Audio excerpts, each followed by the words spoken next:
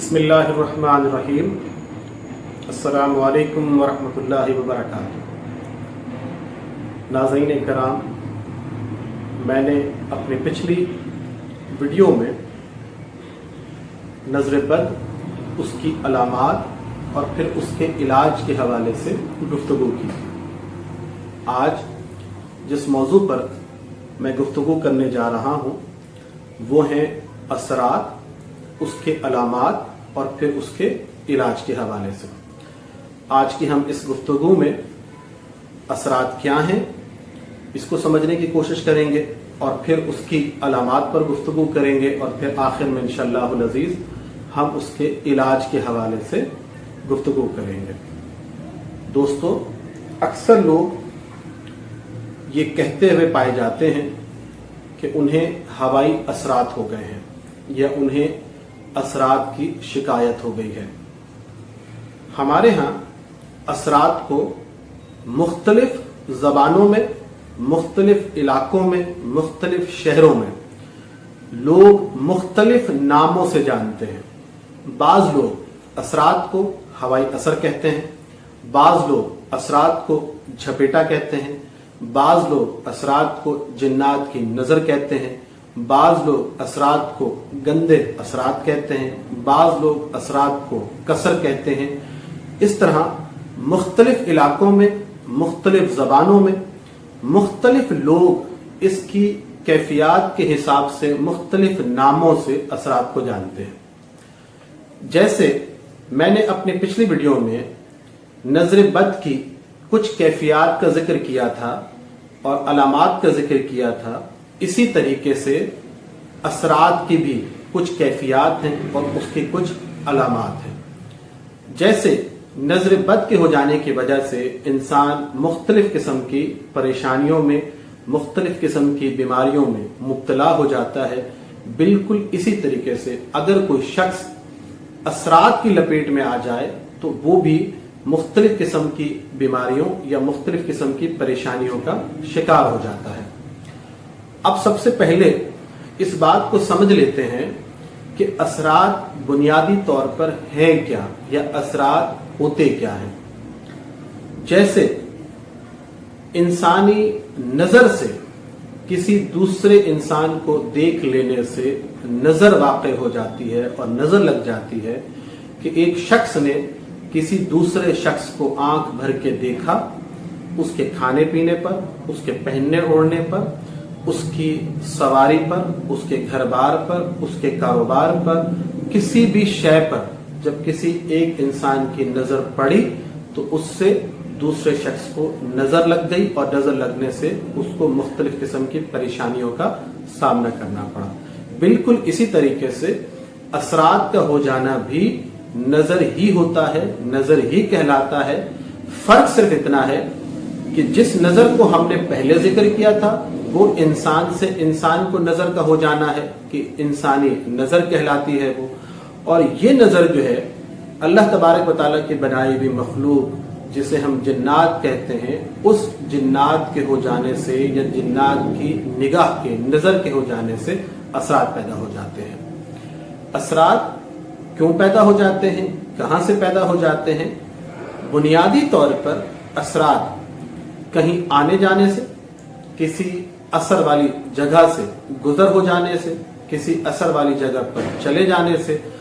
इन जगहों से मुराद वो जगह होती हैं कि बाज़ जगह ऐसी हैं जहां से असरात की गुजरगाह होती है, असरात का आना जाना। जिससे असरात से यहाँ मेरी मुराद जिन्नात है, जिन्नात की गुजरगाहें हो, जिन्नात का आना जाना हो, तो वहां जाने से या वहां गुजर हो जाने से इंसान असर की लपेट में आ जाता है।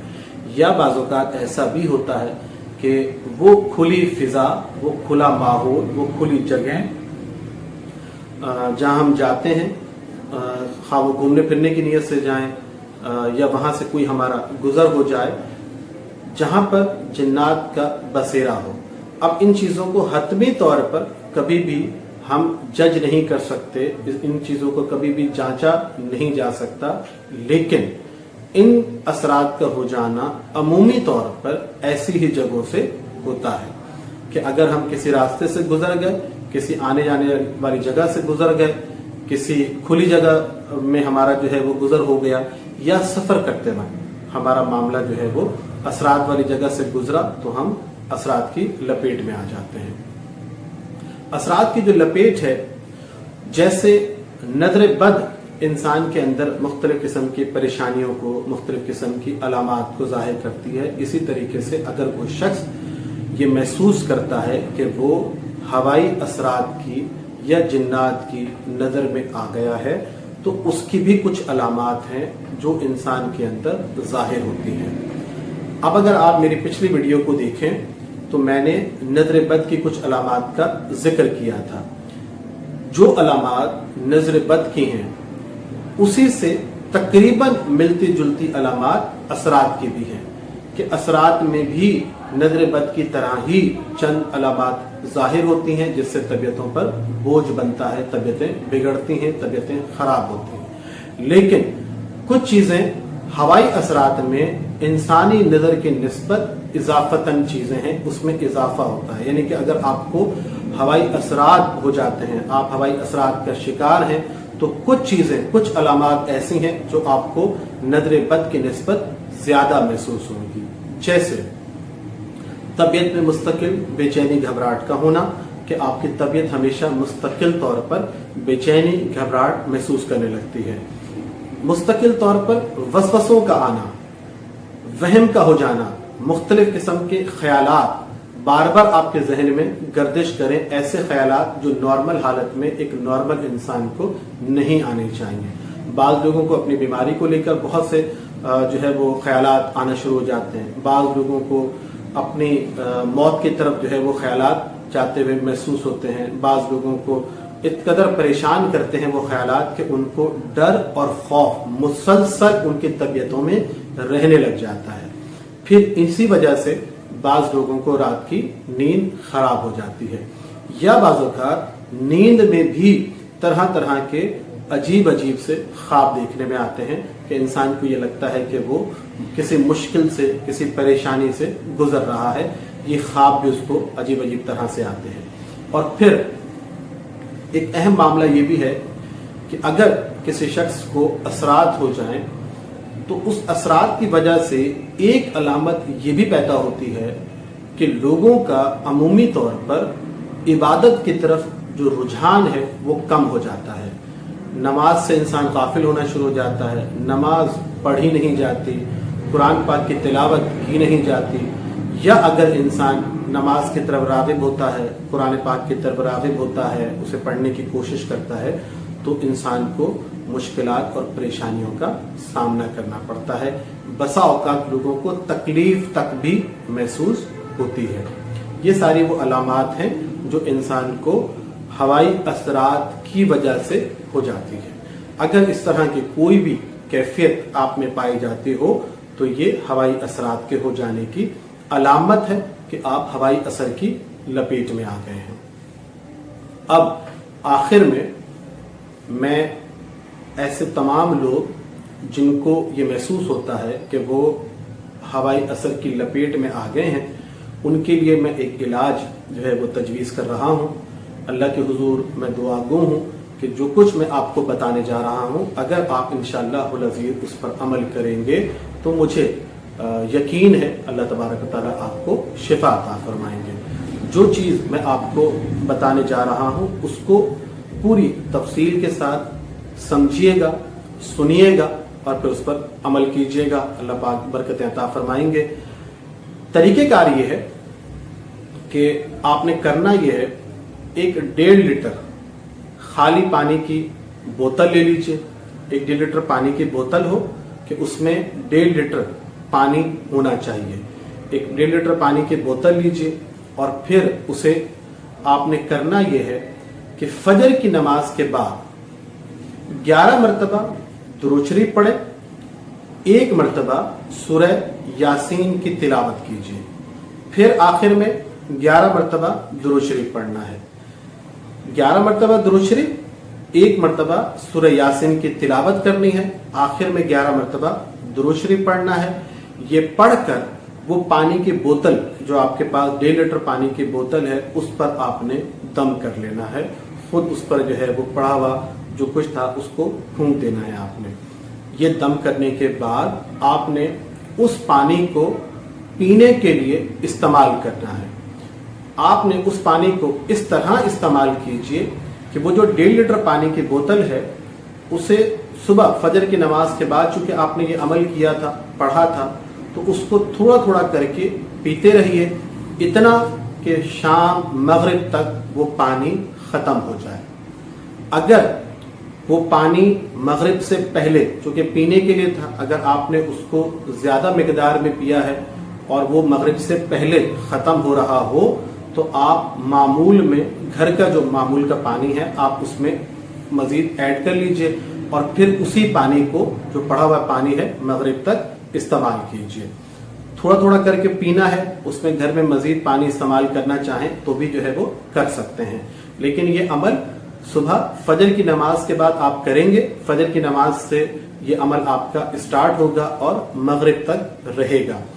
जब मगरिब तक उस पानी को आपने इस्तेमाल करके बोतल खाली कर लेनी है, फिर आपने उसी अमल को दोबारा दोहराना है कि मगरिब की नमाज पढ़नी है और मगरिब की नमाज पढ़ के फिर आपने उसी पानी को 1.5 लीटर पानी की बोतल और लेनी है, या उसी बोतल में 1.5 लीटर पानी जो है वो भर लीजिए आप।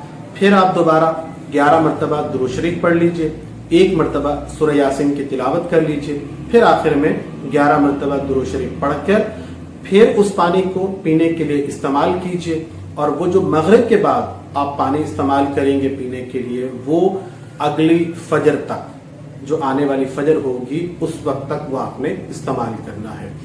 अब चूंकि रात की एक पहर हमें सोने के लिए है कि हम उसमें जो है वो सोते हैं, तो तरीकेकार ये होगा कि मगरिब के बाद आप सोते वक्त तक जितना पानी इस्तेमाल कर सकेंगे वो आप पानी उसको इस्तेमाल करेंगे, पी लेंगे।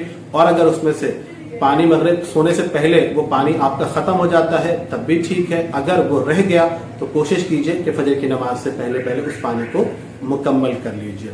मैं इस अमल को एक बार फिर आपके लिए जो है वो दोहरा रहा हूं ताकि सही मानों में मजीद समझ आ सके। ये बात करना यह है कि फजर की नमाज के बाद 1.5 लीटर पानी की बोतल ले लेनी है, 11 मरतबा दुरूद शरीफ पढ़ना है, 1 मरतबा सूरह यासीन की तिलावत करनी है, आखिर में फिर 11 मरतबा दुरूद शरीफ पढ़ के उस पानी पे दम कर लेना है। उस पानी को पीने के लिए आपने इस्तेमाल करना है कि सुबह फजर से लेकर वो पानी शाम मगरिब तक इस्तेमाल करना है। आपने थोड़ा करके पीते रहना है। फिर जब मगरिब हो जाएगी, मगरिब की नमाज के बाद आपने उस अमल को दोबारा दोहराना है कि आपने फिर पानी की 1.5 लीटर बोतल लेनी है, 11 मरतबा दुरूद शरीफ पढ़ना है, सूरह यासीन की तिलावत करनी है और फिर 11 मरतबा दुरूद शरीफ पढ़कर फिर जो पानी आपने बनाया है उसको अगली फजर तक इस्तेमाल करना है। इस तरह ये अमल आपने 3 दिन करना है, 5 दिन करना है, 7 दिन करना है, 9 दिन करना है या 11 दिन मैक्सिमम करना है आपने। ऐसे तमाम अहबाब जो इस अमल को आप कर रहे होंगे, जब करेंगे तो इंशाअल्लाह अज़ीज़ वो अल्लाह की ज़ात से बहुत ज़्यादा उम्मीद है कि तीसरे दिन से आपको अपनी तबीयत में अफाका महसूस होना शुरू हो जाएगा, आपकी तबीयत बेहतर होना शुरू हो जाएगी। अगर कोई ऐसा शख्स, कोई भी ऐसा बंदा जो ये अमल कर रहा है, उसे 3 दिन के बाद ये महसूस होता है कि उसकी तबीयत ठीक हो गई है, तो एहतियातन इस अमल को 5 दिन कर लीजिए। जिसको अगर ये लगता है कि उसकी तबीयत 5 दिन में ठीक हो गई है तो एहतियातन इस अमल को 7वें दिन तक कर लीजिए। जिसको ये लगे कि 7वें दिन में उसकी तबीयत ठीक हो गई है तो उसे चाहिए 9वें दिन या 11 दिन तक इस अमल को मुकम्मल करें। लेकिन अगर आप अपनी तबीयत को मुकम्मल तौर पर बेहतर महसूस कर रहे हैं और आप उसको 5वें दिन खत्म करना चाहते हैं, तब भी आप इस अमल को खत्म कर सकते हैं। अगर आप 7वें दिन पर खत्म करना चाहते हैं तब भी आप खत्म कर सकते हैं।